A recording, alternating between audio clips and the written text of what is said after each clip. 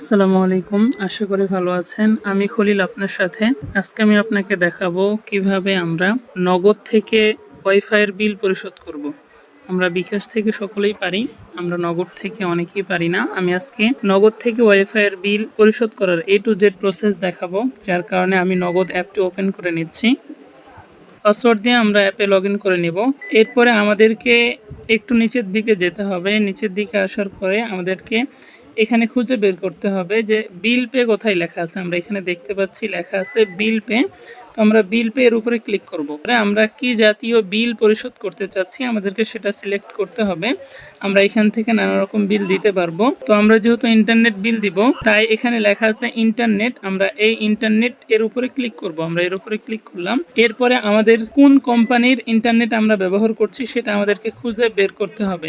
আপনাদের যদি এরকম কোম্পানির নাম্বার জানা থাকে তাহলে আপনারা এরকমভাবে নাম্বার দিয়ে দিবেন, তাহলে কিন্তু আপনারা খুব সহজেই সেটা পেয়ে যাবেন। তো আমি এখানে নাম্বার বসিয়ে দিচ্ছি, অথবা আপনারা এখানে নাম লিখে দিবেন। তো আমি নাম্বার না দিয়ে আপনাদেরকে নাম লিখে দেখাই, আপনাদের সুবিধা হবে। আমি এখানে লিখতেছি, এই যে দুরন্ত, এটা আমাদের কিন্তু কোম্পানি। তো আমি দুরন্ত এর মধ্যে ক্লিক করছি। এর মধ্যে ক্লিক করার পরে আমাদের প্রথমে এই জায়গায় চাচ্ছে কাস্টমার নাম্বার, অর্থাৎ আমাদের যে কাস্টমার আইডি নাম্বার আছে সেই আইডি নাম্বারটি আমরা এখানে বসাবো এবং নিচে অ্যামাউন্ট বসাবো।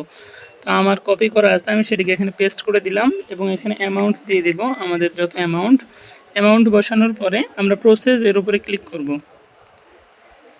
এরপরে এখানে কিন্তু আপনাদের নাম দেখাবো, অর্থাৎ আপনার ওয়াইফাই যে নামটি দেওয়া আছে সেই নামটি এখানে শো করবে।